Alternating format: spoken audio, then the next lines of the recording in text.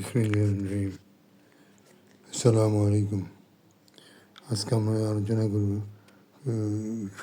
স্বল্প প্রশ্নের সংক্ষিপ্ত প্রশ্ন উত্তরে। প্রথম প্রশ্ন, চিলার কাকে বলে?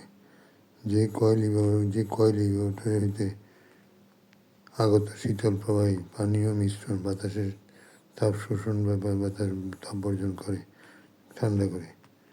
2 নম্বর প্রশ্ন, কম্প্রেসারে যে অংশে তেল জমা থাকে তাকে কী বলে? Oil sump. 3 নম্বর প্রশ্ন, এসএই বলতে কী বোঝায়? Society of American engineering. তারপর প্রশ্ন, R600 এর রাসায়নিক নাম কি? আইসোবিউটেন। তারপর প্রশ্ন, অ্যাবজর্পশন রেফ্রিজারেশন সিস্টেমে রেফ্রিজারেন্ট এবং শোষক হিসেবে কী ব্যবহার করা হয়? রেফ্রিজারেশন হিসেবে অ্যামোনিয়া এবং শোষক হিসেবে পানি ব্যবহার করা হয়। তারপর বাষ্প সংকোচন কেন করা হয়? উচ্চ চাপের সৃষ্টির জন্য।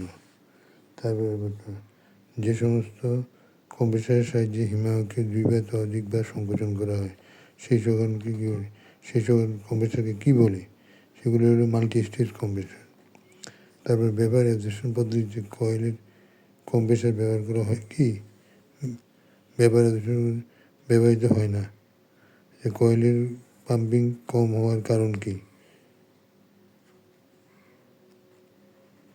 এর কারণ হলো পিস্টনের রিং ক্ষয়প্রাপ্ত হলে। আচ্ছা,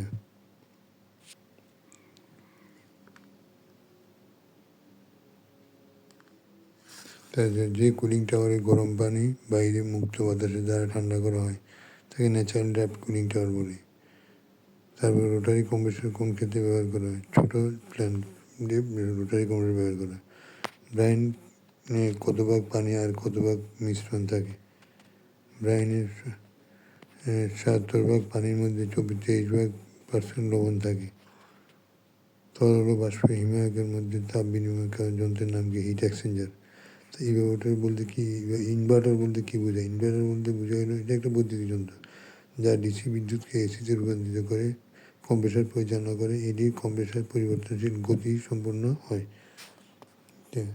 সাইক্লোমেট্রিক চার্ট কি? যে চার্টের মধ্যে বাতাসে ও জলীয় বাষ্পের বিভিন্ন বৈশিষ্ট্য সম্পর্কে জানা যায়।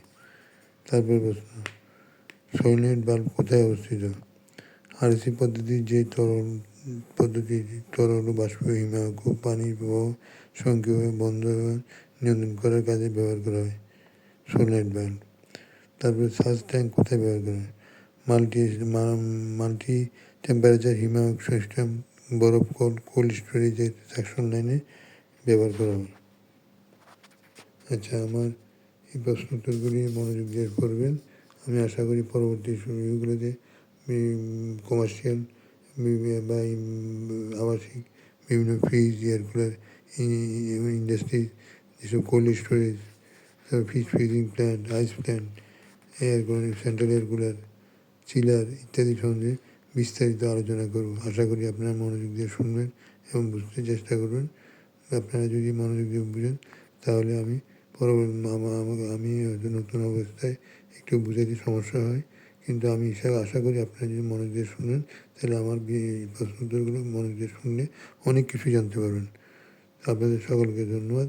আজকের মধ্যে আসি। আসসালামু আলাইকুম রহমতুল্লাহ।